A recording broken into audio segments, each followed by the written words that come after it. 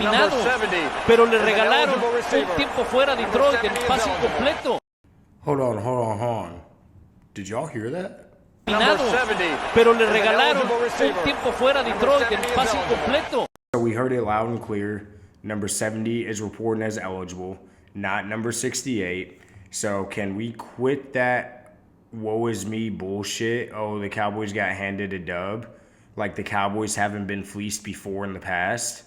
Shit's very annoying. But what's going on, y'all? Hope everybody had a happy new year. As you can see by my blankets and pillows still up over there, I had a happy new year yesterday. I was actually recovering all day. That's why I couldn't get this video out yesterday. But I'm going to just go ahead and read the report of what the ref said. So, hey, pause what you're doing. This is future me editing the video. I forgot to ask you guys to please like and subscribe and share this video with friends. So go ahead and do that now and enjoy the rest of the video. The reporter, he asked, why was there a penalty called on the 2-point conversion for an illegal touch? The referee in question, he said, so we had a situation where if we're going to have an ineligible number occupy an eligible position, you have to report that to the referee. On this particular play, number 70, who had reported during the game a couple of times, reported to me as eligible. Then he lined up at the tackle position, so actually he didn't have to report at all. Number 68, who ended up going downfield and touching the pass, did not report. Therefore, he is an ineligible touching a pass that goes beyond the line. So that makes it a foul. So the issue is number 70 did report, number 68 did not. Question. There was a player that went to you just before the play. It was Decker, and he was talking to you. 2 linemen talking to you. Then you went to the Cowboys defensive line to speak to them. What was the conversation about? Alan, the conversation is where number 70 reports to me. And then I go to the defensive team, and I say number 70 has reported as an eligible receiver. So they will be aware of who has reported. Then I return to my position. That was the conversation with the defensive line. Question, we noticed there were 2 flags thrown on that same play. Was there another penalty called on that play as well? Alan, yes, because number 70 reported as eligible, and he was covered up on the line of scrimmage. That makes it an illegal formation. So number 70 is in an illegal position because he is covered up by rule, and number 68 catches the pass, which is also illegal. Guys, I'm sorry. I grew up in Texas. That's Texas education. I could barely read, so if the reading was a little rocky on that, be easy on me in the comments. But long story short, guys, when you try and confuse the Cowboys, which Dan Campbell and the Detroit Lions admitted that they were trying to do, you end up confusing the refs. So you knew you confused the refs, and you heard number 70 has reported as eligible throughout the entire stadium, and you didn't call timeout. That is on you as a coach. That is not on the Cowboys for winning the game. You then had 2 more tries after that to convert the 2-point, and you didn't. So shut up and move on. You lost. Now, here's what's even funnier about the whole situation. The drive before, for the Cowboys to just ice the game and win the game, they called illegal tripping on the Cowboys. What was it on? Hendershot? They called illegal tripping on us. If you go and look at the video, the illegal tripping was actually on Aiden Hutchinson. It's clear as day. If that penalty is called on Aiden Hutchinson, the game is over. The game is over. Cowboys win. Detroit doesn't even see the ball again. So for you to say that the Cowboys got lucky and they were handed the game, that's actually false, because it should have never even got to that point to have the eligible receiver debacle. End of story. End of story. Cowboys won fair and square.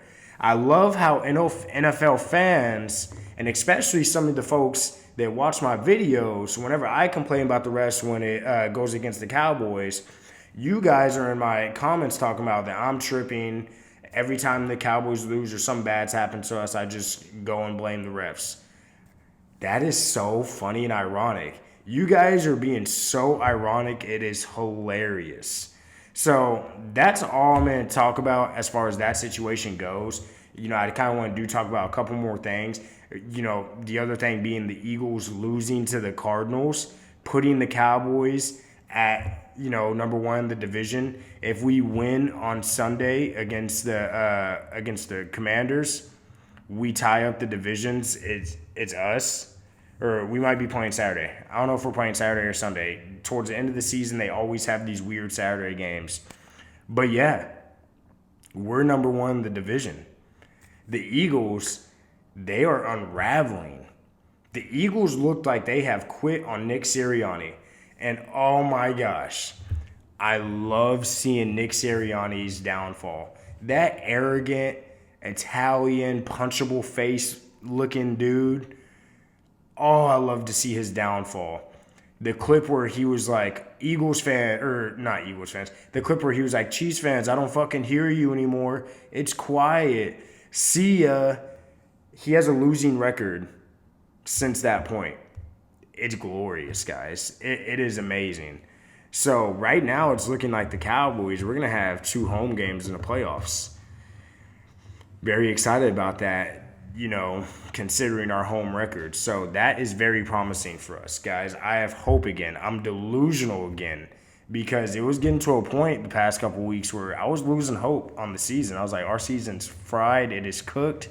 I am delusional again, guys. I am back awake. So what's funny is, people are still like, it's wait till the Cowboys get to the playoffs and stuff. Yeah, cool. We're going to wait till we get to the playoffs.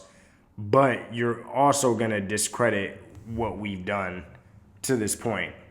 Even if we win a couple playoff games, people are always going to find a way to discredit what we've been doing. Dak Prescott, he is the MVP. He should be the MVP frontrunner. But all of a sudden, Lamar Jackson's getting thrust into the MVP conversation when he has worse numbers. Dak has the best quarterback numbers in the entire league right now. And he's the number 2 seed in the NFC. So they're just giving it to Lamar because he's the number 1 seed in the AFC. I don't understand why. Like I said, they just love to discredit the Cowboys as a team and the players. I mean, CD gets discredited all the time. At the beginning of the year, people were saying that they don't know if CD Lamb is a number 1 wide receiver.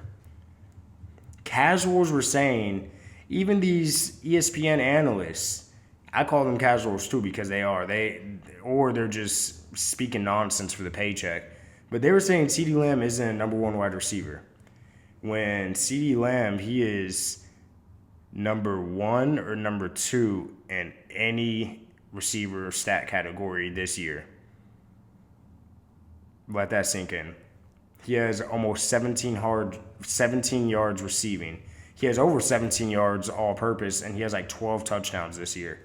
Let that sink in, guys. So this is going to be a quick video. I just wanted to touch on that little debacle with the end of the Cowboys game.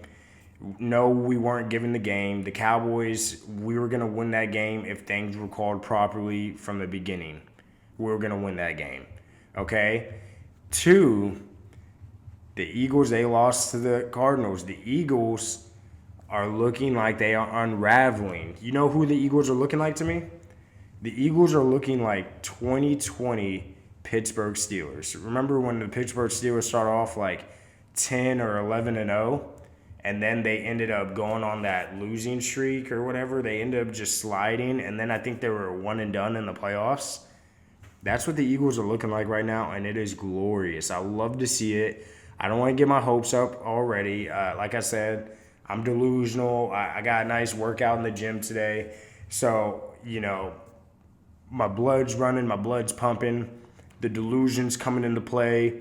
I shaved. Oh my gosh, I look like a freaking moron being fully shaved. I'm growing my beard back as fast as it could grow back. But yeah, guys, I feel like I rambled a little bit in this video. Sorry for not uploading right after the game. I was actually out at the bars watching the game with some friends, so you guys wouldn't have wanted to see that upload anyway. But I'm going to get back to the consistent uploads. this playoff run is going to be beautiful. I'm going to be uploading throughout the playoffs. I might also upload the playoff, predictions after week 18. So after the last game, I'm going to go ahead and just look at, how the playoffs shake out, and I'm going to get my predictions. But hope everybody enjoyed the video. If you made it to this point in the video, comment Baldy, or no. If you made it to this point in the video, comment bald face with no context or anything, and I'll know you made it to the end. But yeah, appreciate all the love and support. Share this video with friends, family, and I'll see you on the next one.